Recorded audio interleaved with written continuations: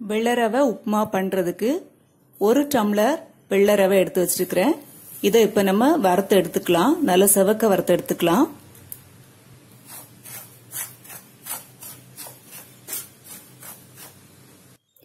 பாருங்க, ரவை இப்ப நல்ல செவக்க வறுத்து எடுத்துட்டோம். இதை இப்ப தட்டுக்கு மாத்திக்கலாம். இப்ப நம்ம பான் அடுப்புல வச்சு எண்ணெய் ஊத்திக்கலாம். நான் தேங்காய் எண்ணெய் ஒரு 3 டீஸ்பூன் அளவுக்கு ஊத்திக்கிறேன். எண்ணெய் காஞ்சிருச்சு. இப்ப கடுகு போட்டுக்கலாம்.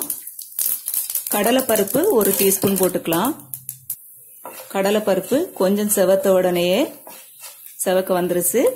இப்ப நான் கட் பண்ணி ஒரு பெரிய வெங்காயம் கட் பண்ணி வச்சிருக்கிறேன். அதை சேர்த்துக்கலாம். சேர்த்து வதக்கி விட்டுடலாம்.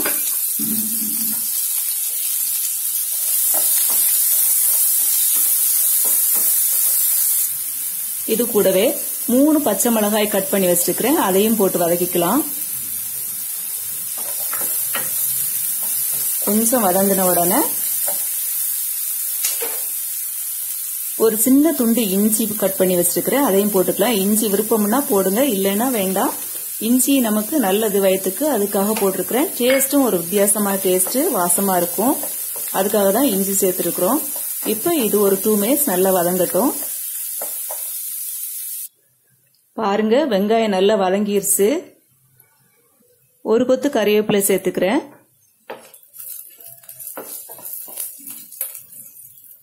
அப்படியே ஒரு டம்ளர் ரவைக்கு 1.5 டம்ளர் தண்ணி ஊத்த போறோம்.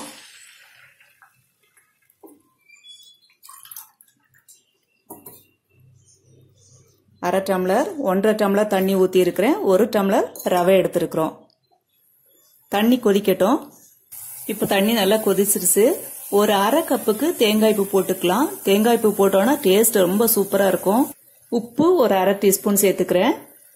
இப்ப நம்ம ரவைய கொஞ்சம் கொஞ்சமா போட்டு கிளறிக்கலாம்.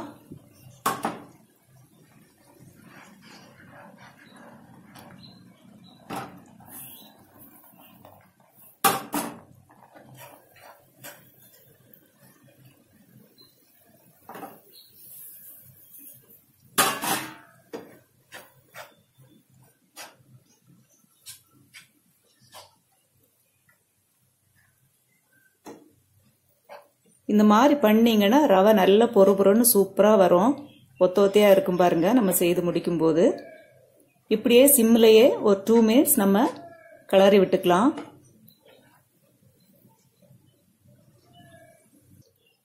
பாருங்க, நல்ல பொறுபொறுன்னு நல்லா இருக்கு.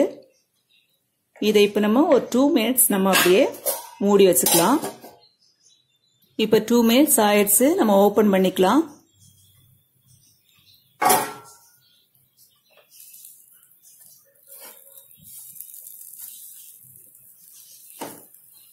பாருங்க, நல்லா வெந்து நல்ல பொறுபொறுன்னு சூப்பரா வந்துச்சு. இதுக்கு கூடயே நம்ம 1 டீஸ்பூன் நெய் சேர்த்துக்கலாம்.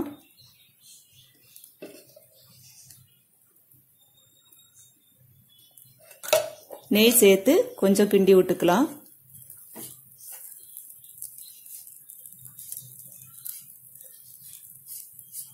டேஸ்ட் ரொம்ப நல்லா இருக்கும். அதுக்காக தான் நெய், தேங்காய் எல்லாம் நம்ம சேர்த்திருக்கிறோம்.